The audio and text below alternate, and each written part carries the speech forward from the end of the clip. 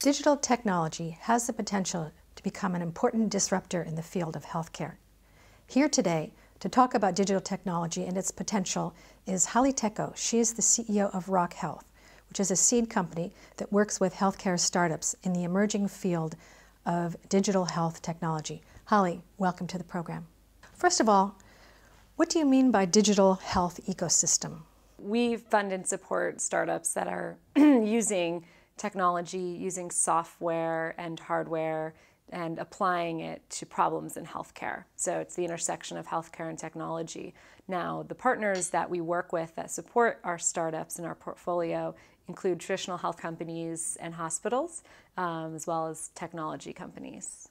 What are the unique problems that healthcare startups face?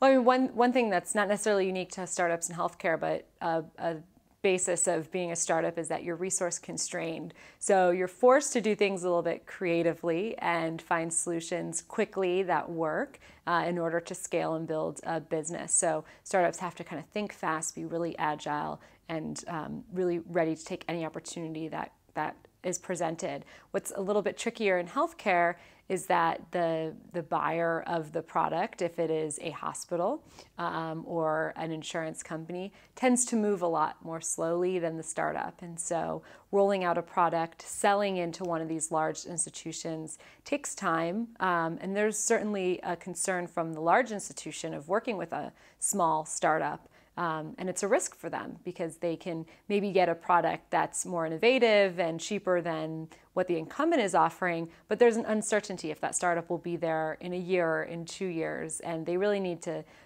be working with companies that are built to last. So there's certainly a challenge between the expectations of the large companies and their needs and the amount of time it takes to sell into those organizations. Is starting up a healthcare company even riskier than in other sectors? There's an enormous opportunity, but again, we have challenges just because you build a game and you can send it to all of your friends, they can try it out, they can send it to their friends, and it can go viral rather quickly. In healthcare, you tend to build things that require a stakeholder within the healthcare system to sign off, whether that's the hospital or the insurance company paying for it.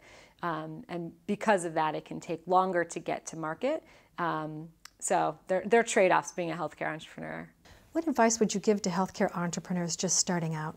Visit our website. We have a ton of resources available for entrepreneurs, from helping entrepreneurs understand the FDA and mobile device regulation to understand the venture landscape. So we want to create a bunch of resources, and we have created resources for entrepreneurs to learn from. One specific thing that I always tell entrepreneurs is to ensure that your margin aligns with your mission. And you want to help people. That's why you're in healthcare. I hope that you're in this space because you really want to make a difference in the healthcare industry. And so ensuring that your business model matches with your ability to help people, so that the more people that you help, the more money that you make. And that's a win-win model for everyone.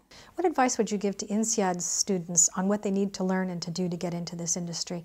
There's a huge opportunity for leaders to come into the healthcare and specifically digital healthcare industry. So if you have a background in technology or your background's in healthcare and you're interested in getting into digital health, I would definitely reach out to the companies that are growing fast and seeing how you can contribute, because it'll be a very rewarding career in digital health. Well, thanks for coming to speak to us, Halle.